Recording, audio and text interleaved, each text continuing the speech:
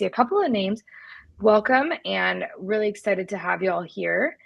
My name is Parul Bhandari, and with me I have Jenny Calvert and Larry Waldman. And we'll all do a quick intro here in a second, but our session is called the Success Experience because we all met over a shared love of customer success. And we love to chat about customer success, and we hope these sessions can be a chance for others to come in and provide insight to what is happening in customer success right now, but also hopefully help us to get better as a function and improve. So that's kind of our goal and our objectives. We are here to help you drive customer success and through it, company success, one experience at a time. So again, my name is Parul Bhandari. I'm a consultant in customer success. I'm also an avid writer, and I like to say that I'm a food and fitness enthusiast because I like to eat, and then I offset with working out. So kind of, you got to do what you got to do if you want to eat good food. So that's a little bit about me. Jenny and Larry. Yeah, and I'm Jenny. I am a 3-time startup customer success leader turned leadership and executive coach. So I do high performance coaching and fractional customer success work. I was hoping to have 3 Fs in my kind of fun facts about me, but cookies are cookies, and I couldn't make those an F word. But I do teach group fitness on the side. It's something that I love to do and have done for a long time. I'm in Tampa, Florida, so I'm an avid fisherwoman. Fun fact, I outfish my husband every time. It's my claim to fame in the family. And I have launched a bakery business with my aunt. So we actually sell cookies into corporate environments. So cookies are something I'm passionate about. Larry? I don't know if I can top any of these things. I didn't know that, Jenny. I didn't know the last bit either. We do. That's not for today. Talk, if not weekly, we at least text weekly. So yeah, that's fantastic. So hi everyone, Larry Waldman. I probably need to update my my fun facts here since they're clearly not as cool as Parul and Jenny's. So I'm also a huge fitness enthusiast, although my current work situation has made it more challenging to be able to do it as diligently as I used to. So I need my friends here to help give me some accountability so that I can do it more frequently. I have been in customer success and go-to-market functions for more than 20 years. Right now, I lead a global team at a fintech, and I also do advising and consulting for some startups on the side. Just like Parul, I do like and enjoy going out and eating and cooking as well. And so fitness is a little bit more of an obsession, but it's also, as Parul said, a necessity when you do that. And I'm looking forward because the 3 of us are going to be able to get together in person for the first time in a year in 2 weeks. And we're going to indulge all of those passions together. So. Yes, we should do a group workout. We are going to be at Pulse. We are going to be at GameSite Pulse next week, which is a large customer success conference here. We're going to be at the North America location of that. So if anyone is going to be there, feel free to look us up and look for us. Our session is on Thursday afternoon. And we are actually diving into some similar content today as to what we're going to be talking about, what we've kind of been talking about, what we got together talking about. I'm going to pass it over to you, Larry. Yeah, sure. So take a look at some of the statements that have come up on screen, and they'll all pop in a second here. But I'd love to see in the messaging anyone who has experienced one of these. You can either do it through an emoji or a statement. One of these statements being thrown at you, at your team, or that you just heard as part of customer success. I'll be the first one to go. I'll raise my hand. I've probably heard every one of these multiple times in my career. I can see we already have a few emojis, but think about what these statements really are saying, right? All of them are talking about a challenge, but yet all of them are essentially saying, we as a go-to-market team have a challenge. We have something that just happened. We need to do something about it. Let's just get the CSMs to go do it. Let's get customer success to take care of it for us, right? We're not hitting our sales numbers. Let's start repurposing or asking customer success to find some more sales. we're not doing well on our product usage, right? We see metrics are down. CSMs, they must just not be doing what they're supposed to be doing. Or, you know what, we really need to reach out to our clients, whether it's a marketing campaign or a new product release. We don't really have that great connection with our clients. We don't really have a good way of communicating, but you know who does? The customer success team. Let's ask them to do that. And what does customer success typically do when that happens? We say, yes, we do it. Why? And that's what Jenny, Parl, and I are here to talk about. Because as I said, I've been doing customer success for I'm going to say unfortunately a long time because it belies my age, but for a long time. And I've had these statements said to me when I first started, and I hear them still today. And we're here to ask and help you through kind of an important question, which is, why are we still dealing with the same questions? Why is customer success still stuck in the late 90s when it's 2025 and everyone understands or should understand what customer success is all about? So we're a little different, the three of us here, right? A lot of times when you go into a webinar or a podcast, you hear about something really amazing, right? We had a success team that had a challenging year with retention, and we put in these 3 strategies and we turned it all around, or we implemented a new process or a new product and everything was great. Those are fantastic and they can help, and you can always glean something from them.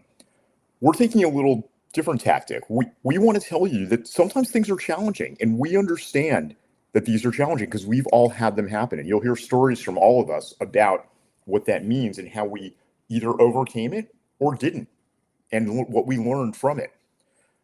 We're also not going to tell you that after you meet with the 3 of us here and listen to us, all these things are going to go away. Like, we don't have a snap your fingers or a magic wand, or, as I kind of joke, like, you click on some clickbait, it goes, let me tell you one weird trick to lose 5 pounds overnight, every night for the next 10 weeks. That would be great. Actually, that would be way too many pounds, but maybe 5 pounds a week, every week for 10 weeks. That would be fantastic. Can't do that either. We are going to tell you there are some things that you definitively need to do, or if you're not doing, that you need to do if you're not doing, or if you are doing, you probably need to think about how your approach is, right? You need to have a really, really strong internal definition of what customer success is internally for your team. And I don't mean just for your team, I mean for the entire organization. You need to have data to be able to prove it and to be able to demonstrate it. And it has to be data that is going to be meaningful to what you're trying to accomplish. And you need to think like the rest of your organization does. You need to think about the fact that nobody challenges sales on what their value is or what they do. You need to think about the fact that nobody talks to product and asks, I don't really understand what it is that product does or engineering does, right? Like, I know you do stuff and I know you're working, but I don't really get it or what it is. And we're going to talk to you about some experiences we've had and ways to be able to overcome those. So these are a couple of things that people have come up with, right? As what a customer success manager is. I don't know about you, but other than the firefighter one, which I definitely had ambitions of being when I was much younger, I did not decide in my career that I wanted to be a Swiss Army knife or glue. Nobody puts glue in their LinkedIn or a profile. gap filler. Like, hi, my professional ambitions to fill gaps. Thank you. Yeah. I mean, connector is actually kind of a cool one because people do want to be like, you want to connect people. That's kind of what customer success, that's one of the core competencies of it. But that's not the job. It's a attribute. It's a competency that makes you good at this. I definitely do not want to be a stopgap solution, right? But yet, these are things that customer success managers routinely get called, if they're called that at all. I mean, for those of us who've been in success for a while, how many times are you called client services or client support or I don't really know what you guys are called, right? Like, I know you talk with clients, right? That sounds good. Or as one of my friends once told me, I don't really know what a customer success manager or leader is, but it sounds a hell of a lot better than being the head of customer failure. And I said, yeah, sometimes I wish that was the case. Sometimes that's exactly what we are as well, right? Exactly. Yeah. Well, Yeah. and there's one on here that I just want to call out, like problem solver, that we even debated yesterday, that you do want to solve customer problems, but if that's your job description, I can kind of contend it skews reactive. And so for those people that might be writing a job description for others, when you put something like this on that JD and you call your customer success manager the problem solver, you're essentially saying that they're going to be a reactive arm. And really, they should be maybe seeking out problems and trying to solve them before they've begun, right? Being a little bit more proactive. But it's a kind of a funny one because it's not all negative, but it still skews reactive, right? Mhm. So, Yeah, it's such a great point, Pearl. And in this context, like you said, it's meant as a negative. mhm. So how did we get here? Like, why is this? And so my submission is that the original sin of customer success, the root cause of all of this, is that customer success is literally the only function in go-to-market that was created not because somebody saw that there was something to do, a task to do, but because there were functions and activities that nobody else was doing or nobody else wanted to do. That's why if you go back to the gap filler, customer success was originally created not proactively as we really need somebody who's going to truly understand the value that we provide to our clients and continue to resell that value. No, it was designed as, we've got this problem about retention. Somebody should probably take care of that. Mhm. Yeah, Let's make a team.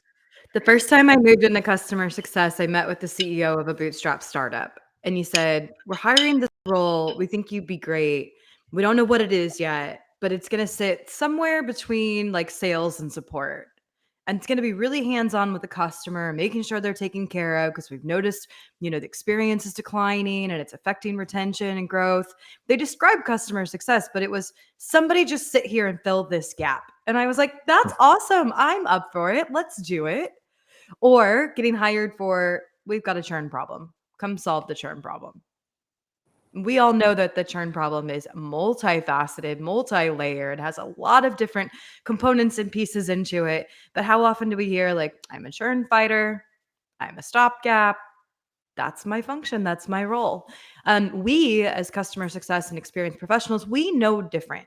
But I think that's part of the problem and the point of what we want to talk through today is it's not enough just to talk about it amongst ourselves, commiserate with one another, which is kind of how the three of us first got together. Like, oh, why do we do this to ourselves? Well, we go to conferences with people in our space, and then we talk about how nobody outside of our space understands us. That's the opportunity that we're presenting today. Exactly. And why is this something that happens all the time? And if you think back on yourself, either earlier in your career or great customer success managers that you know, like, or great customer success leaders that you know, like the two that I'm sharing this platform with right now, why is that? If you think about what makes up a great customer success manager, the key characteristics and attributes, most of them think about others first. Most of them figure out that it doesn't matter what I need to do or what my job description says. I'm going to make sure that we make this right for the customer. I'm going to do whatever it takes to make sure my customer is getting value out of my company, out of our proposition, and out of me. And usually it's the me that, again, is the one that fills in for all the other things that are not happening. I want to jump in on that one, Oh yeah, Larry, sure. if you don't mind. I think like Of course. from the human perspective, something that's important to think about is like we want talent that's empathetic, right? So if you're either an IC or a leader, we want someone that has customer empathy. But we have to remember that empathy without boundaries is sabotage. And so how do we make sure that, especially as we're looking for talent, we're not just marrying the empathetic, understanding, compassionate nature of the individual, that we also recognize their ability to do what's right for the business at times and have those difficult conversations and advocate for what's going to be, more of an integrative win-win for all. I think that's, a really key thing to think about is, have we also gotten to this point by hiring that same kind of persona, if you will, into this field that is wonderful and can build really great relationships with customers, but sometimes misses the growth and commercial opportunities, right? They don't want to feel like a salesperson. Sorry to break it to you, everybody, but if we're in a customer facing role, we are all selling something, right? Yep. And building those relationships so that we earn the right to grow together. So anyway, just something I thought about the, putting others first and themselves last. The lack of that boundary setting, especially to the IC level, continues to perpetuate this problem we're talking about today. Well, Absolutely. yesterday I had a really great LinkedIn conversation, just not the real conversations that we love to have.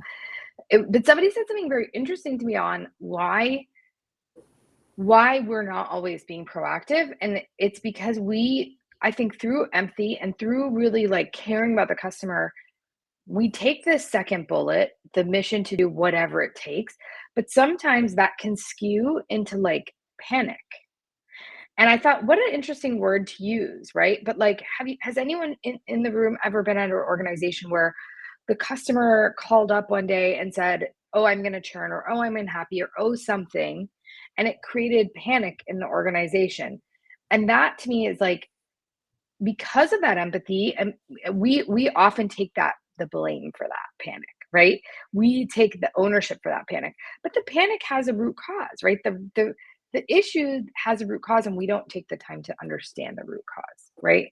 So, and that's what we're going to hopefully action today a little bit, is really to help you now shift to thinking about how can we make this productive? How can we change?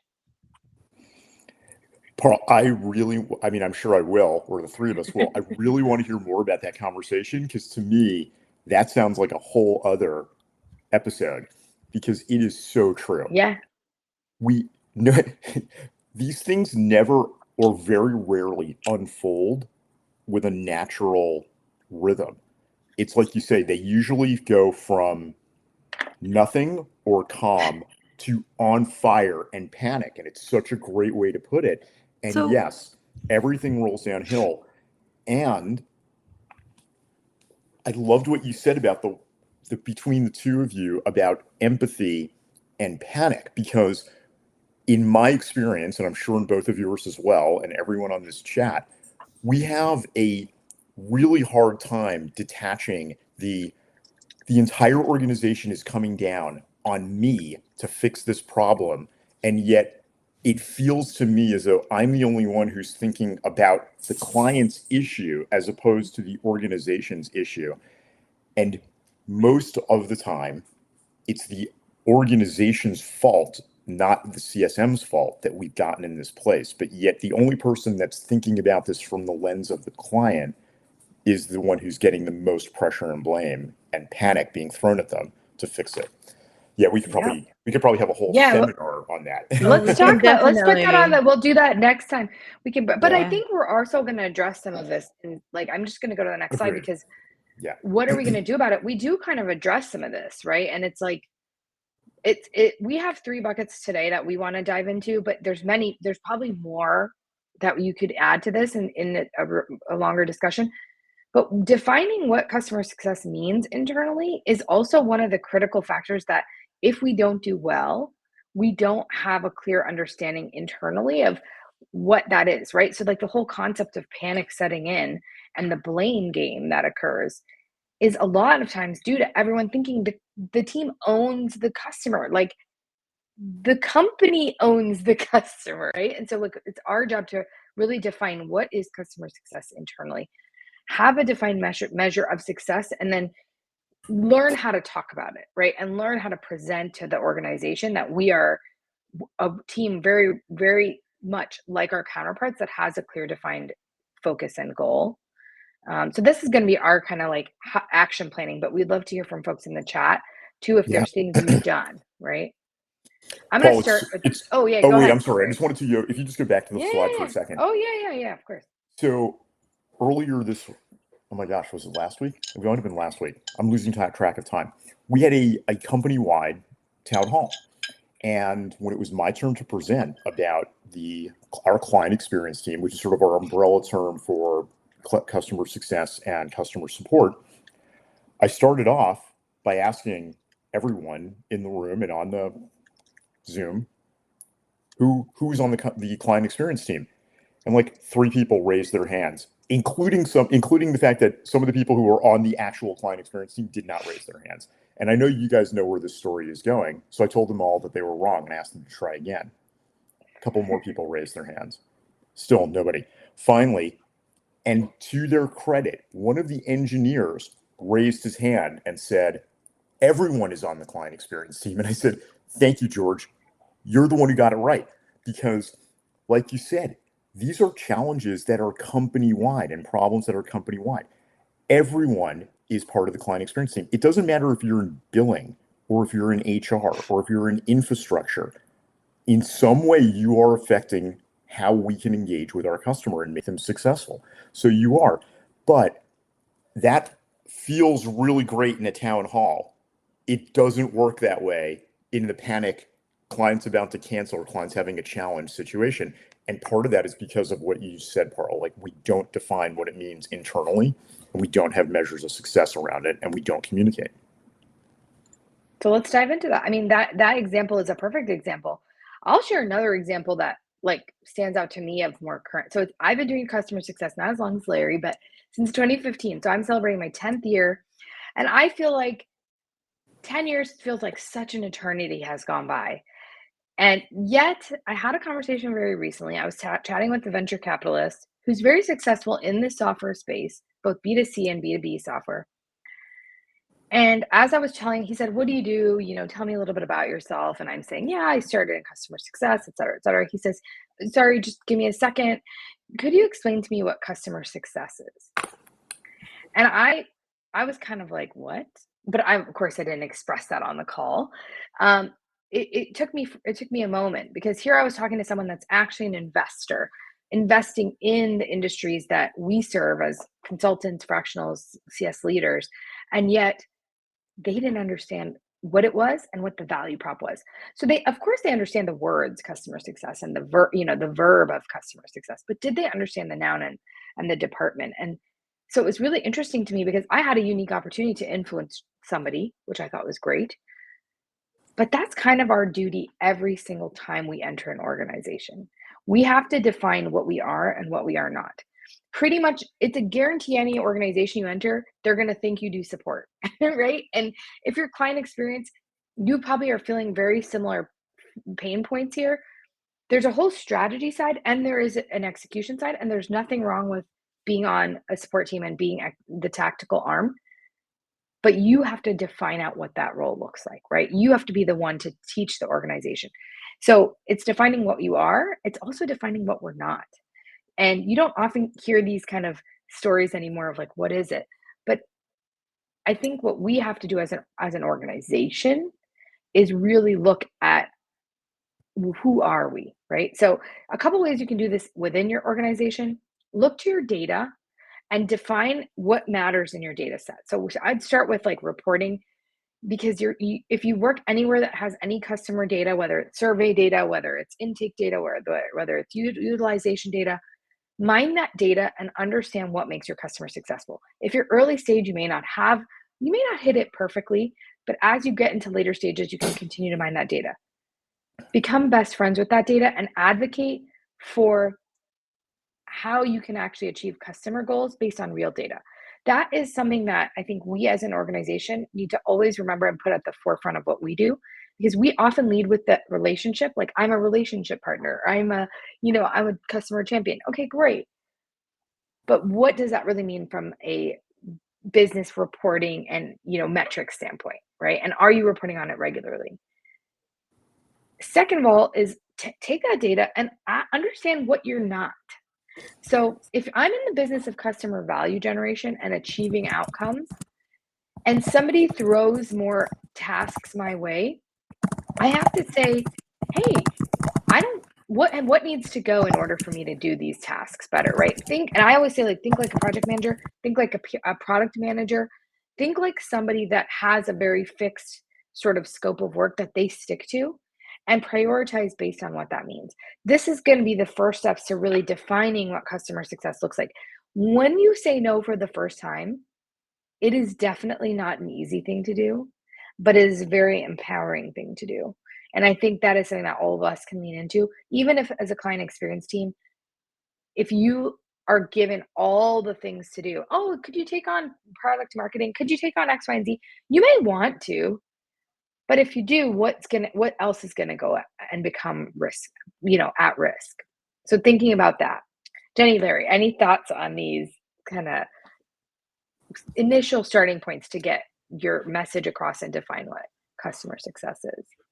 No, I'm looking at the chat, and what I think is interesting this morning is like even the conversation of like CS versus CX, and we're using a lot of language on customer success, and we're not necessarily talking about the role and function. I think when we talk about customer experience, client experience, customer success, we're not thinking about the compartmentalized roles and responsibilities of a function within the business. I think we're talking more about the methodology of client centricity, the ownership of that within and beyond the org, all the way down to the teams that are executing day to day. So I just want to clarify that even kind of that conversation in chat is reiterating this entire conversation, right? Is like, we need to do a better job at defining what we are. Parl just mentioned who we are, the value that we bring to the organization, and as mentioned, how that connects to the larger business outcomes.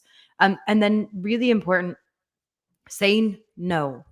Saying no, saying no. I love, like, when I remember working with a product leader and laundry list of things that I wanted done, and she looked at me and said, "So is this more important than this other key priority we're working on?" And I'm like, "Oh my gosh, you can do that?"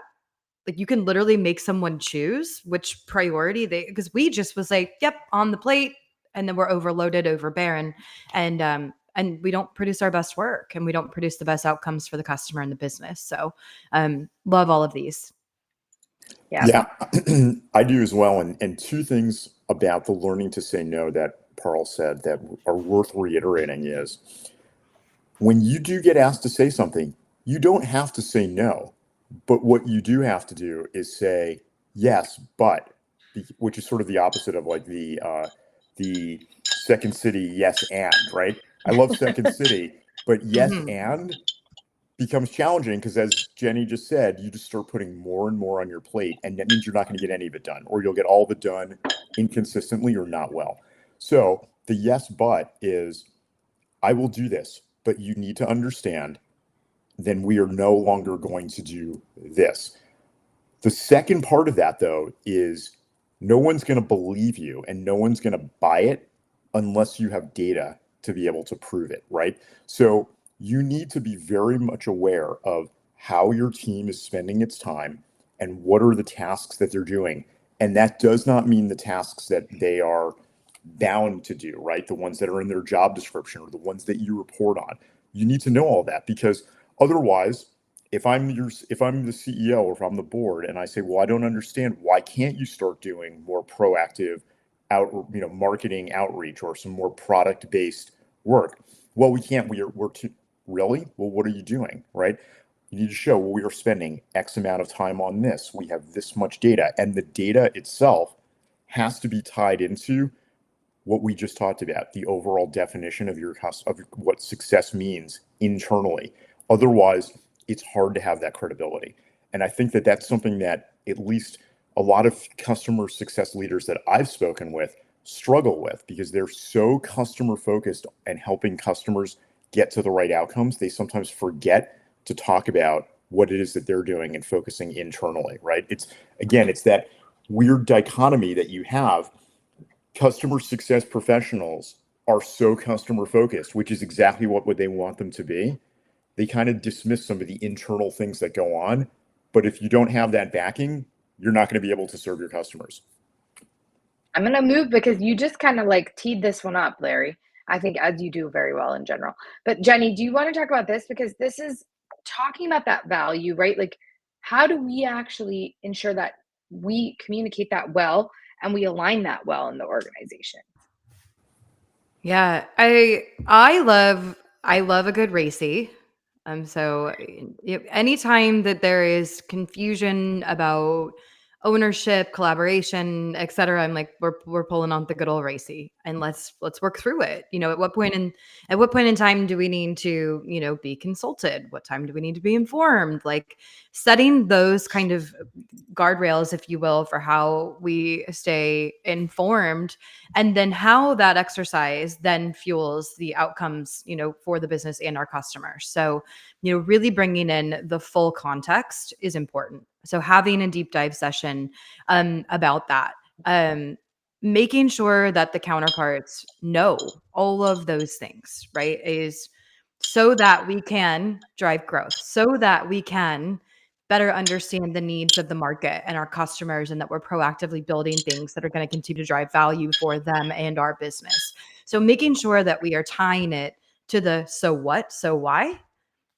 constantly. And making sure they know what you're working on. So we are working to X, right? Again, like reinforcing your priorities the same way like sales does, right? Like we need to hit this is our Q2 quota. This is what we're driving towards. My team's heads down doing these things. They can't be disturbed. Great. Here's what we're driving towards. My team is heads down and cannot be disturbed, right? Like why can we not kind of set the same rules and regulations there? And continuing to share out and share forward. So something that we don't always do great in customer experience, customer success, et cetera, is more broadly showcase things across the organization. So having channels to celebrate wins.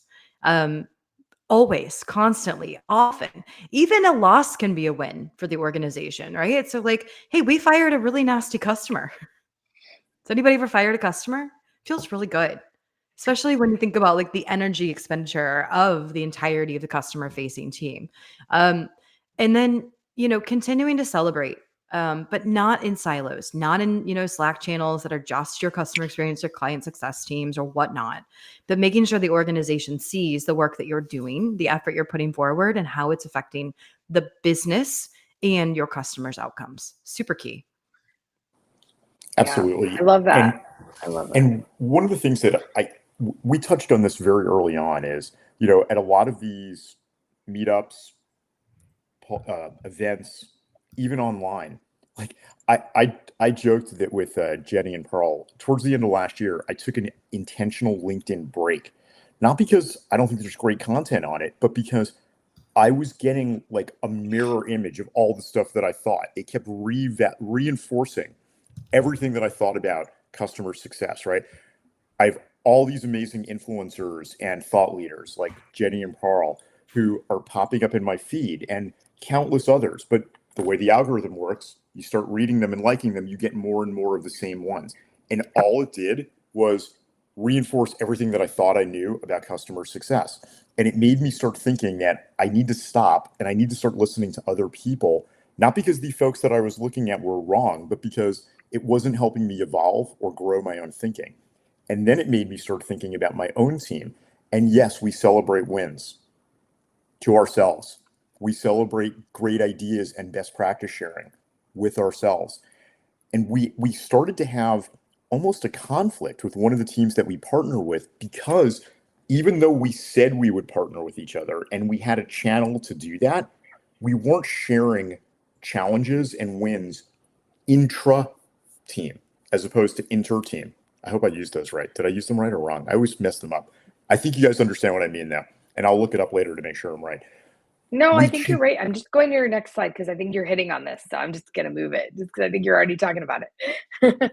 Yeah, exactly. I'm transitioning a little bit, but we started to realize that there were some personnel reasons why, but it was actually creating more conflict because we weren't really appreciating each other's perspective.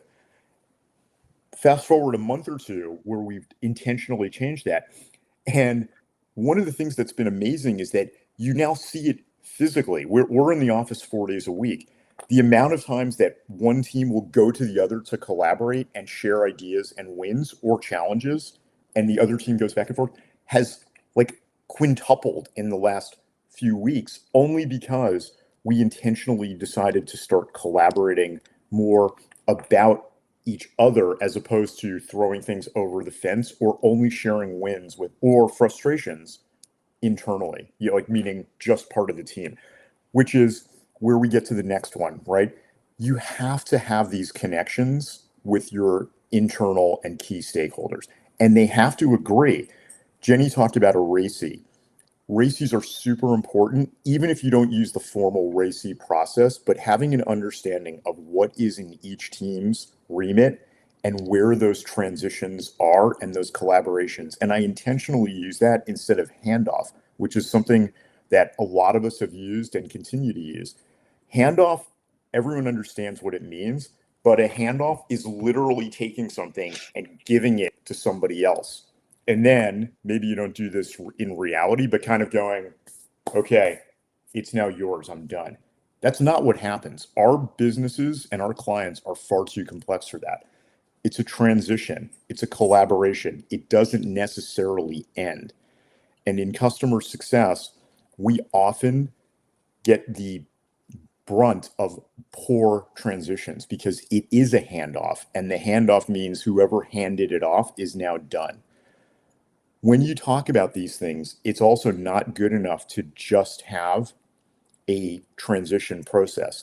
You also have to have alignment in terms of what are the metrics that you're going to use to measure that, and in many cases, what are the incentives? So as a question, oh, I see it. Someone love the term collaboration instead. Yeah, exactly. How many folks on this team have either worked on or been part of aligning incentive plans?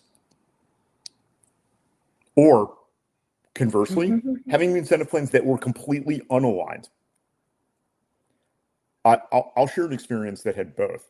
So when I took over leadership of my first really large client experience team or customer success team, the incentives between sales and CS were not only not aligned, in some cases they were diametrically opposed to one another, meaning they were not incented to do the same things. So one team would work towards its incentive plan, another team would work towards its incentive plan. There was literally no collaboration. And in some cases, they would unintentionally, or some cases intentionally, undermine one another because of the way their incentives were. Why it took us so long to realize this is beyond me. But once we changed the incentive plan and literally tied them together, the collaboration went off the charts, and they started thinking of themselves as a team, and they would support one another. We did set up revenue win channels like we have here. No longer became a congratulations to Jenny for for renewing this or for upselling, right? It was congratulations to Jenny and Parl. It was always a team, and sometimes the team would start to grow as the relationships built, and it would include more and more people who may not be part of the go-to-market organization anyway. But that small change, just in incentive alignment, turned into collaboration, which then turned into actual alignment of KPIs and OKRs. Larry, can I ask you a question? Yeah, of course. Sorry. No, please. Just interesting example, because I love that it became so collaborative. I've also worked at companies that have tried to introduce, like, say, for example, an incentive for a salesperson to keep the customer longer, right? So the salesperson would get half of their commission up front and half at the renewal or whatever. And it literally, people left the company. They were not maybe the best fit for that change, right? But the sellers just were like, no, want my commission up front. Have you experienced like that? I mean, and I can say what we did, we obviously recognized making a change when somebody's already been with the company. You should probably take a little more change management type of approach than they did, but also finding the right fit, right? Making sure that your team understands this upfront in the interview process. Like, this is how we operate. I think sharing those messages upfront can be very helpful too. But do you have any experience on the other side, the flip side? Less collaborative. I do.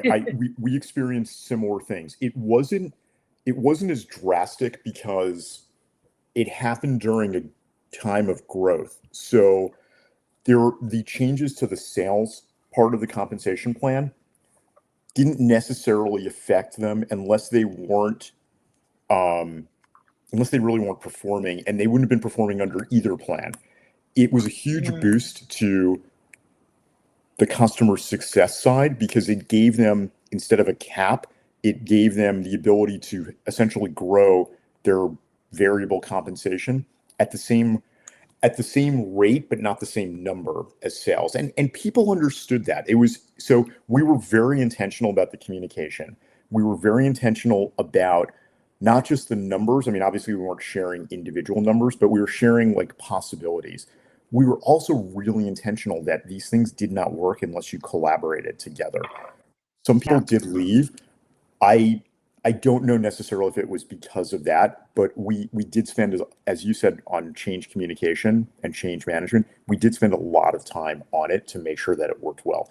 Now, having said that, I know there's a ongoing debate in customer success about how do you compensate team members, right? Yeah. Should it be based on revenue? And earlier in the chat, we were talking about revenue. Someone asked about KPIs and revenue. I'm very much in the camp that customer success, because it is, as Jenny said, a sales function, right? You are selling, you're reselling the value that you initially sold.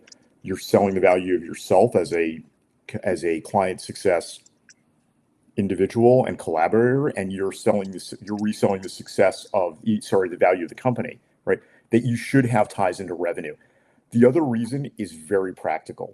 At the end of the day, there is really one thing that your board and your CEO or your shareholders care about, and that's revenue. That's it. Nothing else really matters. Like, it doesn't matter how many touch points you had with a client. It doesn't matter whether or not you were able to hit a target on a campaign. It matters that the company is growing and driving revenue, whether that's renewal revenue or expansion revenue or new revenue. You want to be tied to that. You want to demonstrate that what your team does has an impact on that. Whatever you can do to be able to be tied into that is beneficial, because when things are good, nobody questions what the value is. When things are challenging, if you can't demonstrate your impact on revenue, you're going to be having very challenging and difficult conversations. Let's keep moving so that we get time to chat with everyone. But I know we have like a close here, Larry, of this section, if you want to do that. But I think for everyone else thinking about maybe your experiences, we'd love to hear.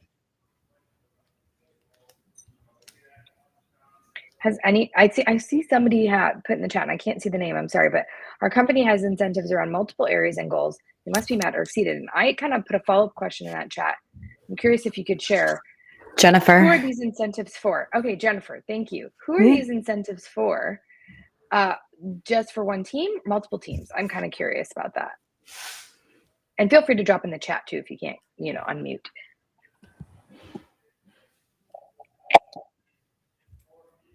Oh, can you guys hear me now? Yeah, go for it. Yeah. So it's the entire company overall. Whoa. So in order to get an incentive as a company, we have to meet or exceed the goals. I love that. Yeah, so that's like an overall bonus kind of thing for everyone, or is it a part of your comp? Oh, wow. No, it's an overall incentive. And then, based on if we exceed it, we could get a higher percentage. It's like the customer score, it's revenue, it's retention, it's all that kind of stuff in order to do that. I'm curious, like, how have you seen that drive improved collaboration or camaraderie or understanding in your org? Or have you? Obviously everybody wants to. At least it wasn't mine this time. I have two of them. Everyone wants to meet the goal. Obviously, everyone wants a bonus. After the end of the year, we probably get it around April-ish, depending, because that's when all the final numbers are in. But I can say, like, customer experience is a newer area to the company. And then I actually am just part of a new team, UX. We just added a team under customer experience because a lot of people put them separate, but they actually drive each other. So we're actually in the process. I'm in the process of doing a strategy and a roadmap for the UX being implemented in IT, in the business, in the service center, so that they are all partnered and understand, the benefits. So that's incredible. Awesome. Yeah, I love it. Awesome. And you're right. I think, like, we in organizational design have, like, over siloed, and yes, we need people responsible for various pieces of the client experience, of course, but they have to still be interwoven together. And it sounds like you're strategically building towards that. So bravo, Jennifer. That's Yes, great. Yeah. we're trying. Yeah, I'd love to learn more about that, Jennifer, because we are starting to dabble in that as well. And we have I'm at a smaller company now, a fintech, Mhm. and we're building out what the UX looks like. So yeah, maybe I'll ping you later and love to hear more Okay. about it. Yeah, like I said, I've been with the company for 21 years, and so yeah, and I'm always been customer focused, but I've always been either part of IT or part of the business, kind of speaking the language between the two. So I understand the business. I actually know the systems. So then to be able to do the UX, and when we're evaluating the replacement systems or upgrades and stuff like that, what can we do as far as the user experience, which to me ultimately drives the customer experience overall. Very much so. Yeah, So, 100%. I have a follow-on question just for anybody on the call too. And I love what you're doing, Jennifer. And I think it's kind of interesting because, like Larry, as you were talking, I was thinking about sales and CS, and you often think of commission plans for sales and CS, but like, what about the rest of the organization? What about product team? Is there any like measure that you use, or like any customer data or survey that you use that says, hey, I'm leaving, or I'm no longer going to be a customer, and here's why? I'm kind of curious how people are capturing that exit data. Not to say blame game, but I think we as CX take a lot of that blame. But usually the customer has less because of cost or because of some product issue or some other issue. And it depends what you're selling, right? But I'm kind of curious, do you guys capture that anyway? Anybody on the call? Well, I can say we write insurance. So if they leave, typically, the agent would be who it would most likely go through. So we can get a pretty good idea. We also have, feedback loops so that they can tell us, or if they're getting frustrated. I know I've had from my past life, they still have my phone number, dealing with someone that actually just moved to us and was like, I'm leaving unless this gets resolved. I'm like, okay, so, kind of walking them off the ledge. And ultimately, hopefully with all the personalization that we did for them, as far as like them texting me at night and during the day, that they'll stick with us. But I think, there's different ways to get that. And we also, do like our call center has tracking to see what's getting frustrated. And so that you can kind of track it and see what you're getting calls on. Is it billing? Is it the policy? Is it, policy changes not getting done soon enough, that kind of stuff. So there's ways to monitor it, but I think we're in a different situation because we do insurance, so that we have an agent, or we kind of get that feedback from them. Yeah, no, that's great. But you're making me think outside the box, because I think we all could use our support ticket data better when a customer is going to churn, really presenting that whole picture of like what is happening. I think that's just still a lesson we can use across all businesses. Well, especially if you have customer service reps, if you have something where they could say, kind of give, even if it's just a pulse to say the customer seemed like it was in this kind of mood, maybe they give them a 3 out of 5. 5's in a great mood, 1 is horrible. And then you track like what, and this, we don't do this, but I'm just trying to think of an easy way to do it if you don't have like a call area. And then maybe you ask, what topic did they call you about? Yeah. You could start with something like that, just so that, that's easy. That's data to get started. And then you could always add more, additional fields depending on how many calls you're getting. Yeah. Any other comments, questions, thoughts? You can also feel free to use the chat. Oh, and Jenny, I gave mine bones before I started this meeting. Parking. No, they made it. They're always in my office, and they made it a long time. But my daughter's friend just came to the door, so of course, they always sit right here. Yep. Well, for me, it's my kids, so it's all the same. Sorry, go ahead. Yeah, this is Tom. You know what I'm intrigued by? I'm intrigued by what I think, brought up. UX is kind of running in their lane. CX is running in theirs. CS. I think what intrigues me is how much we have in common, because I get asked what are the differences, or even people within those areas that are so determined to demonstrate how they are so different, right? B2B is so different than B2C, or customer success is different than CX. But I think we have so much more to gain by talking about what we share, the challenges that are similar. I mean, everything I've heard today is not dissimilar to the challenges that CX is facing as a function.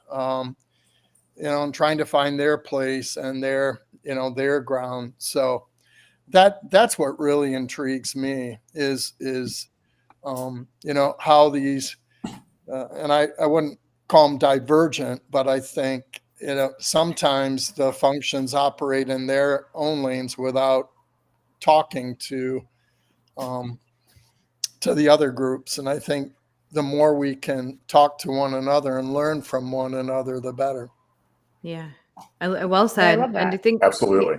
it's like weaving an organizational tapestry, if I use language that sounds aspirational, but is true. And so including, cross-functional leaders in your kind of monthly review process or whatever you may have, so that they hear firsthand the challenges that your kind of respective function faces, the impact that has on the business. I think a lot of times it's just people don't know and they assume based off of what they see or what they experience. And so, nothing else today, reinforcing who we are, what we do, how that drives the business forward, how we want to work with other teams, invite them into your processes so they can experience it.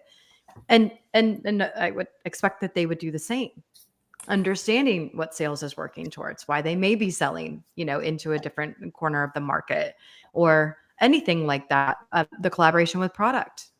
Jennifer, thinking about UI UX and bringing the UX into the entirety of the client experience. So opportunities to continue weaving that tapestry, as I said, and making sure that we're informed, aligned, and running in the same direction. One of the best learnings I had, Tom, from coming to the customer experience conference that I went to last year, where we officially got connected, was that customer experience is kind of like the family, right? And we're all a bit of that family. We're a flavor. We're a member of that family, right? So we're all in the business of customer experience, because every single thing that we do in customer success is all about creating a customer experience that is, getting that customer to achieve their goals and retain. But in another environment, you might not use that same language, and maybe it's a bit of language understanding, and we could do a session about that. I think that'd be a fun session, guys, to dive into. But I remember talking to people at a credit union, right? Or like patient experience. And they don't necessarily think of it as a patient retention or renewal, right? Because you might not come back to the hospital, right? Because you might not have Hopefully illness. not. But you want to be the provider of choice, right? You want to be the place that they come back to if and when they have that issue. So the experience you create is still about retention if and when this need arises. It's just like a different flavor, right? So anyways, it's a really interesting topic, and maybe one we can dive into too in this group of just like the skills we can learn from each other are so complementary. Well said. I love that, Tom. I think we can all agree that customer success is something we all desire. Yeah, definitely. Yeah, wouldn't that be cool if we would talk about what does customer success look like in the healthcare industry? What does customer success look like in the automotive industry? And we all want our customers to be successful. We all want them to have positive outcomes, right? Yeah. I've led customer success in the automotive, so I can actually speak to that one. Yeah. Good. Yeah. I don't have healthcare. I don't have healthcare though. Yeah. Well, I mean successful outcomes. We all want our Right. customers to have successful outcomes, Correct. right? Exactly. That's a unifying principle that whether we're in UX, whether we're in EX, whether, and that maybe that should be the mantra. Yeah. I agree. I don't want to let the question there hang about is it necessary for a customer to know that we have a CX department? I would say definitively yes, because you want them, there's so many different levels to it, but you want them to understand that your company, your organization values the experience so much that we have a department that's focused on that. You want them to know, as we wrote here, you want them to know that you care. We also want to make sure that they know who they can go to if they have a challenge. And it's good to understand that that overall team and department is at least the touch point and your entry point into the organization. Again, maybe I'm a little pedantic about it, but I would say the entire organization is a customer experience department, but the customer experience actual organizational department is at least your entry point into the organization.